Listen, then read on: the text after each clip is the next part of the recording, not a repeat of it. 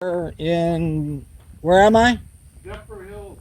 I'm in Zephyr Hills, Florida, everybody. That's Zephyr Hills. Don't ask me how to spell it. No, I really know how.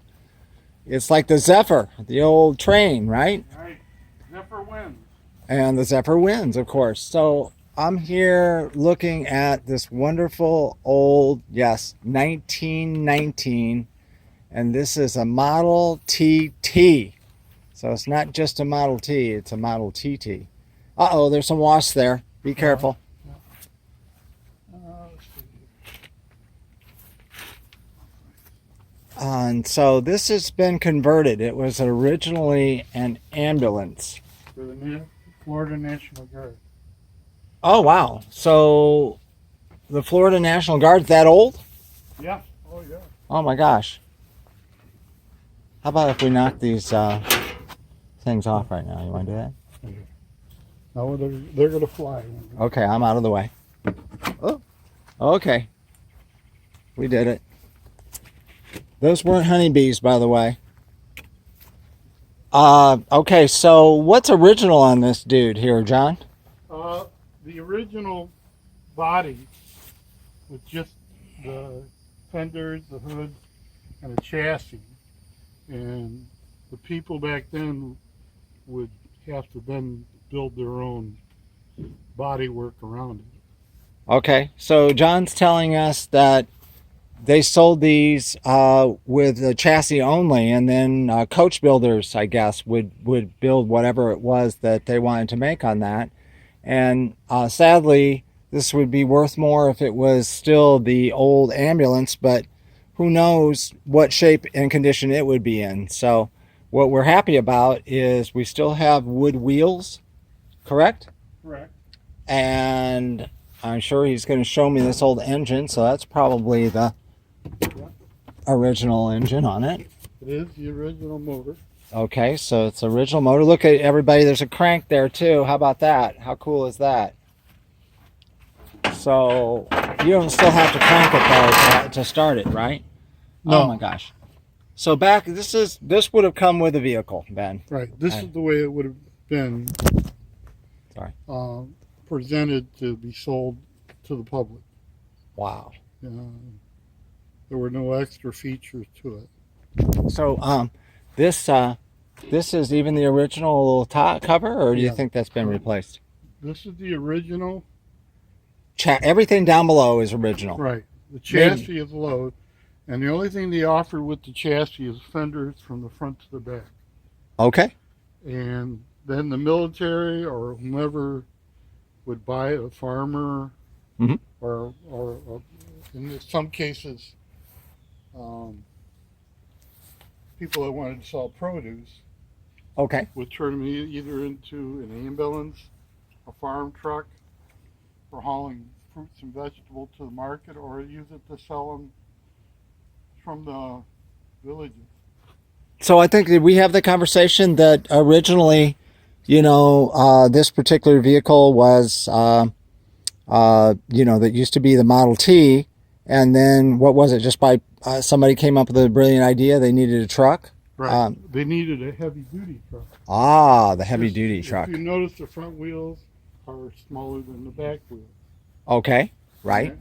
Oh my gosh, yeah, that almost looks like a dually situation, but it's just single. That's what makes it a one-ton vehicle. Plus a heavier spring.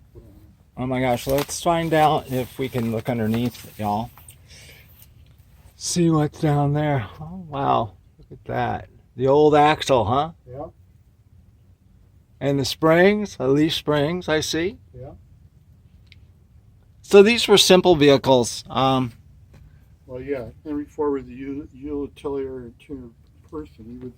He believed to keep things simple, because he was selling things to people that were uneducated, so they would want to make it as simple and easy as possible. Not to mention as inexpensive as possible as well, right? Yeah, that would be true. So there was a gentleman that John bought this from, and had he made it into a Huckster? He bought it as a Huckster, I would gather. Then he bought it as a Huckster. The only thing he did was he rebuilt the cab.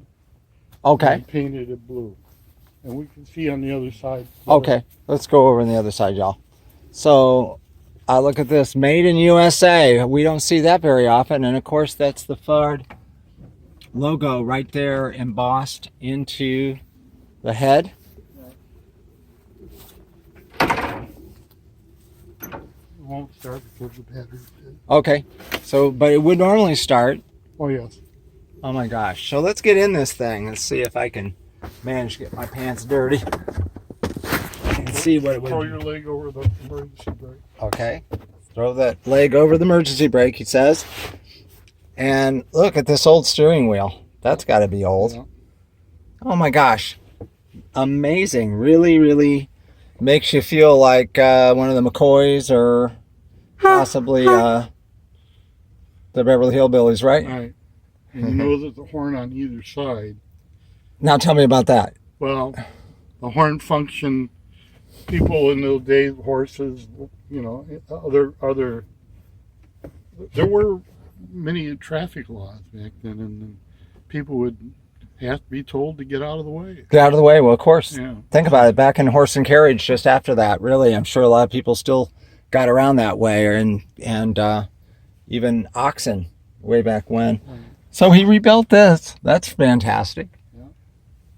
And so everybody, it's a simple machine, but 1919, and we're asking $5,500 for this. Out the door, right? Out Right. the door. And it'll run. It'll run and move. Okay, that's a big thing because Same thing. yeah. And John, you say you restore some other vehicles, so do you do that on the side, or is this Oh, it's just a hobby. just a hobby? Yeah. Just a hobby. And you picked this up. What was the plan with this originally? Take it up north, and I was going to donate it to the Henry Ford Museum.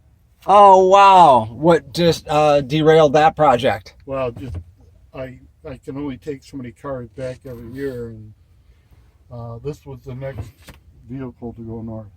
Oh my gosh! Well, let's sell it before that happens. So Keep And it in that- Florida. almost looks like these horns are old too, aren't they? Yeah, the original horns. Wow! Look at that brass horn. Oh, fantastic! Well, everybody, this is another edition of Florida Pickers. It's July 25th, 2019, and there you go. For $5,500, you too can own probably the only 1919 on the block, if not in the town, in the county, or maybe even in the state. Thank you, John. You're welcome. Really appreciate you giving me the opportunity to take this on consignment.